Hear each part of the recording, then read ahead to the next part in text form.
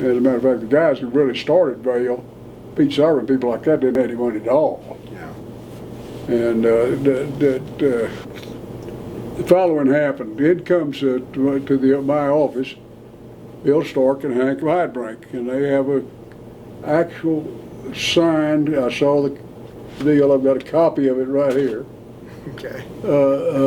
Option from the Coyotepees, two brothers that were still alive, that were sheep ranchers, and they owned in the valley approximately 800 acres of fee simple land in the valley that was a sheep ranch, and that's all it's good for.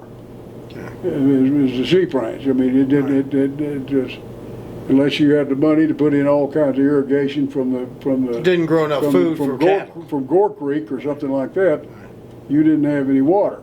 But it did have water rights.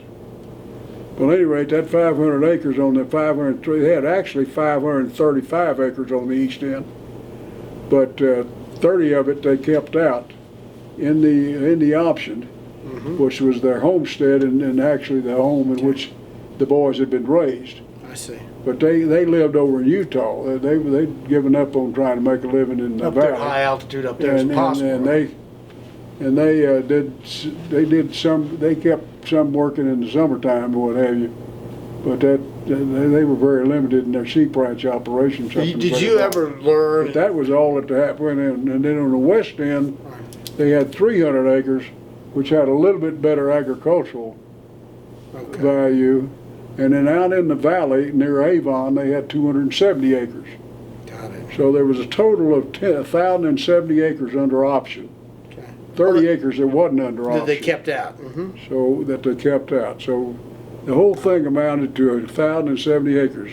250 maybe, I don't know. Isn't that right?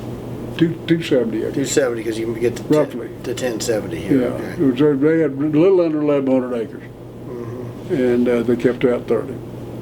So anyway, so that was what it consisted of. So Heidbrink and Stark come in there. So they come in with an option. An option from Coyotepees. From Coyotepees, which they've got to perform on with roughly $40,000 by March 31st, actually April the 2nd or something. Okay, when do they come see you? 1961. Okay. No, 1962. 62. 62. They'd signed the agreement, I think, in 61. Well, I can look and see. Got it. Cool. So they had like a year option. But at any rate, they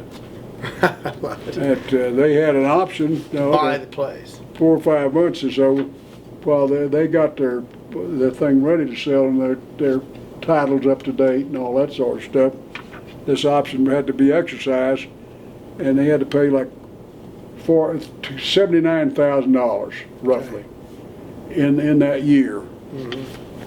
The MAI appraisal that they did on the property for the 1,070 acres. 1,070 acres.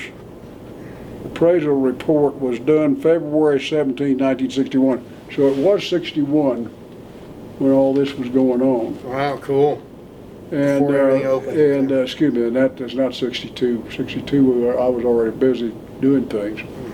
So February 61, and they came in. At any rate, they had the total purchase price of $279,000.